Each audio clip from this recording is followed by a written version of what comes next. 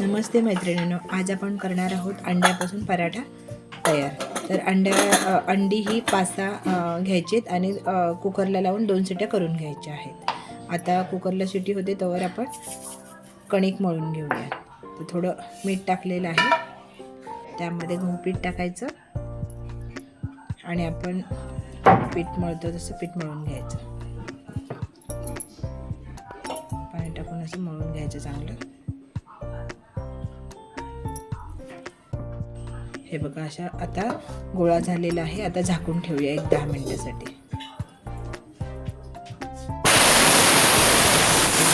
आता कुकर बंद करूयात आपण। आता कुकर थंड होऊन देऊयात। तर परत हे जरा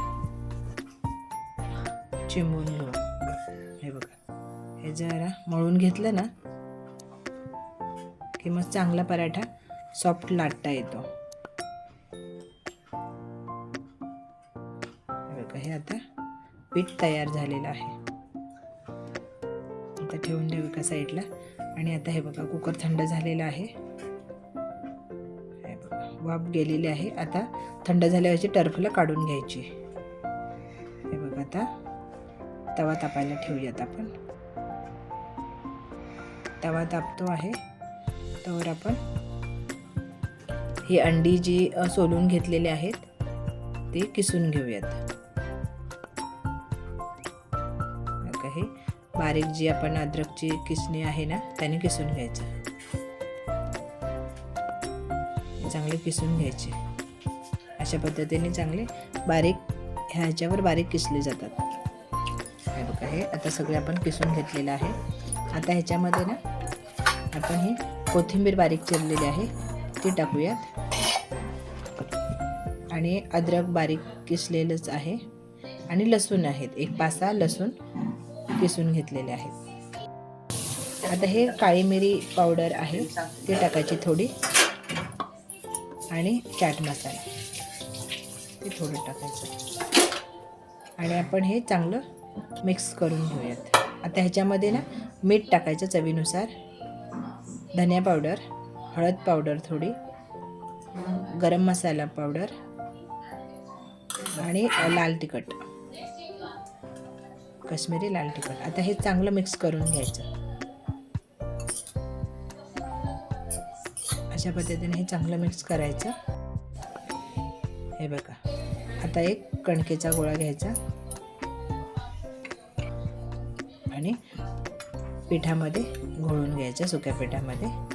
आणि जशी आपण मोदकाला पाळी करतो ना त्या पद्धतीने हे करून घ्यायचं।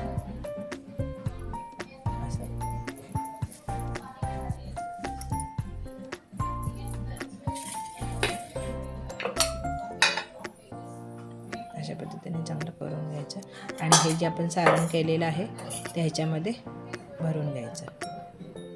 हे बघा, अशा पद्धतीने चांगलं भरून घ्यायचं। असं हे दाबायचं चांगलं आणि हे चांगलं गोल करायचं।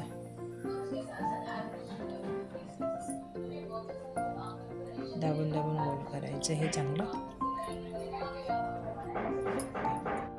आणि आता हे पिठामध्ये घोळून घ्यायचं आणि लाटायला घ्यायचं। हे लाटतं, इतकं काही फुटत नाही, पटकन लाटून जातं। हे असं फिरवून फिरवून लाटून घ्यायचं गोल। हे बघा, आता थोडं ना ह्याच्यावर तूप सोडायचं तव्यावर आणि ही चपाती पराठा पण जो केलेला आहे तो व्यवस्थित सोडायचा हळू, कारण तूप टाकलेलं आहे ते तूप उडू शकतं म्हणून हळू टाकायचा। आता एका बाजूने शेकून द्यायची, दुसऱ्या बाजूने आता शेकायला घ्यायची।